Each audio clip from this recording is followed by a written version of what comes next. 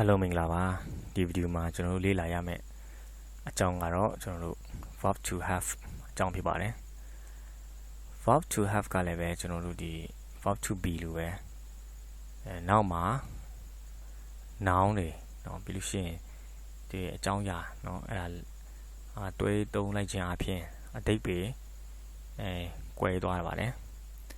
အဲ့တော့ဥပမာဆိုလို့ရှိရင် have ရဲ့နောက်မှာ nounဒါမှမဟုတ်ရင် noun အုပ်စုပေါ့နော် noun အုပ်စုလိုက်လို့ရှိရင်သူကပိုင်ဆိုင်တယ်ပေါ့နော်ပိုင်ဆိုင်တယ်ရတယ်ရှိတယ်အဲ့လိုမျိုးပြောချင်တာဆိုတော့ရှိတယ်ဆိုတဲ့နေရာမှာဟိုနေရာမှာရှိတာမဟုတ်နဲ့ကိုပိုင်ဆိုင်တဲ့သဘောကိုပြတာဖြစ်ပါတယ် I have a pen he has an umbrella he has a red car she had a good idea they had two boxes အဲ့ဒီမျိုးပေါ့နော်ဒါ modal verb နဲ့ဆိုရင် I shall have to have နဲ့ပဲသူရေးထားပါတယ် have နဲ့ပဲသုံးတာဖြစ်ပါတယ်ဟုတ်ပြီဒါဆိုရှင်ဒါ have ရဲ့နောက်မှာဒီ noun phrase လိုက်ရင်ရှိတယ်เนาะရတယ်ပိုင်ဆိုင်တယ်ပေါ့နော်ဟုတ်ပြီနောက်တစ်ခါကျွန်တော်တို့ကအဲ့ဒီ have ရဲ့နောက်မှာအစားအသောက်တွေထည့်လိုက်လို့ရှင်တော့အစားအသောက်တွေအဲ့လိုမျိုးဖြစ်သွားတယ်တော့ I have breakfast she has lunch he has a drink she has a meal you had a cup of coffee no I shall have breakfast he will have a meal ဒါစလုံးအသေးနဲ့ရေးရမှာအကြီးဖြစ်သွားတာရပြီဒါတော့ထားလိုက်တော့he will have dinner အဲ့လိုမျိုးပေါ့နော်စားတော့ဆရာထည့်လို့ရှိရင်တော့စားတော့တယ်အဲ့လိုမျိုးဖြစ်သွားတယ် I have breakfast I shall have breakfast ပေါ့နော်ဟုတ်ပြီနောက်တစ်ခါခုဆိုရှင်တစ်ချက်ရှိပြီနော်noun လိုက်ပြီဆိုရင်ဒါပိုင်ဆိုင်တယ်ဒါစားတော့ဆရာအစားတော့တွေပါပြီဆိုရင်တော့စားတော့တယ်ဟုတ်ပြီနောက်တစ်ခါဒီ have နဲ့တွဲပြီးမှ to verb 1ရေးလို့ရှိရင်တော့ရတယ်ဒါကိုယ့်ရဲ့စိတ်သဘောမပါဘဲနဲ့ပါချင်းပါမယ်ပါချင်းမပါဘူးเนาะဒါလုံးရတယ်မလို့လို့မရအောင်အဲ့လိုမျိုးပေါ့အဲ့လိုမျိုးအခြေအနေမှာဒါတုံးပါတယ်အဲ့တော့ we have to try hard ငါတို့ကြိုးစား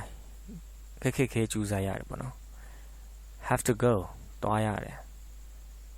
have to go have to do လုပ်ရတယ်မလုပ်လို့မဖြစ်ဘူးကိုမလုပ်ချင်လဲဒါလုပ်ရတယ်အဲ့လိုမျိုး have to dance have to pay have to walk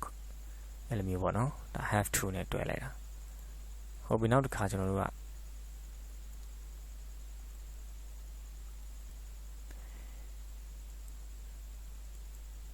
ဒီ verb to have ရဲ့နောက်မှာကျွန်တော်တို့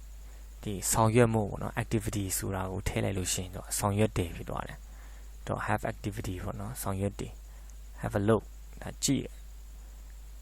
have a look ကြည့်တယ် have a go have a meeting ဒါ meeting ရှိရပေါ့နော် meeting ရှိတယ် have a look have a walk နော် have a shower have a bath have a swim have a moment have a good time ဒါအချိန်ကောင်းရှိခဲ့တယ်နော် fun time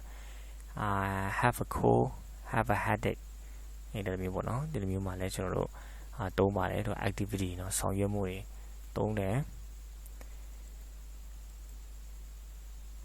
ဟုတ်ပြီအဲ့ဒီ have ရဲ့နောက်မှာ verb 3လိုက်ရင်တော့ဒါကျွန်တော်တို့တည်ပြီးသားဖြစ်တယ်ကာလပြည်စည်းခြင်းကာလเนาะ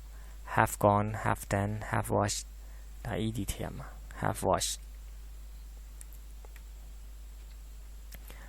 have talked have seen have been have spoken have watched have written have listened have cooked have washed ဒီလိုမျိုးပေါ့နော်ဒါ busy ကာလတွေဖြစ်တယ်เนาะဒါပြစုံပန် busy ပေါ့နော်အတိတ် busy လေးရေးလို့ရတယ်ဆိုတာကျွန်တော်တို့တည်ပြီးတာဖြစ်ပါတယ်ဟုတ်ပြီအဲ့ဒါကြောင့်မလို့ကျွန်တော်တို့ verb to have မှာကျွန်တော်တို့ချုပ်လိုက်ပြီဆိုရင်အနည်းချုပ်လိုက်ပြီဆိုရင် verb to have မှာ noun လိုက်တယ်ဒီနောက်မှာ noun လိုက်ရင်ပိုင်ဆိုင်တယ်เนาะအစားတောက်လိုက်ရင်စားတောက်တယ် to verb 1လိုက်ရင်သူကရတယ်ရဒီပေါ့နော်လုပ်ရတယ်တွားရတယ်မတွားချင်လဲတွားရတယ်အဲ့လိုမျိုး action လိုက်ရင်တော့ဒါဆောင်ရွက်တယ်ပေါ့နော် have a look အဲ့လိုမျိုးပုံစံ have နဲ့ verb 3ဆိုတော့ဒါ busy ကာလဖြစ်တယ် busy ကာလပြစုံပန် busy အတိတ် busy အနာဂတ် busy ဆိုတာရှိတယ်เนาะအဲ့လိုမျိုး busy ကာလတွေဖြစ်ပါတယ်ဟုတ်ပြီဒါဆိုလို့ရှိရင်ကျွန်တော်တို့အခုverb to be မှာလဲ 5မျိုးလိုက်တယ်เนาะအခု verb to have မှာလည်း1မျိုး2မျိုး3မျိုး4မျိုး5မျိုးပေါ့เนาะဒါတွေကိုမှတ်ထားရမှာဖြစ်ပါတယ်ဒါဆိုလို့ရှိရင်ကျွန်တော်တို့စာကြောင်းပေါ့เนาะ verb to be နေ့ဆိုရင်5ကြောင်းဒီမှာဆိုရင်5ကြောင်းဆို10ကြောင်းရေးနိုင်တယ် verb to have အပါဆိုလို့ရှိရင်အားလုံးကိုကျေးဇူးတင်ပါတယ်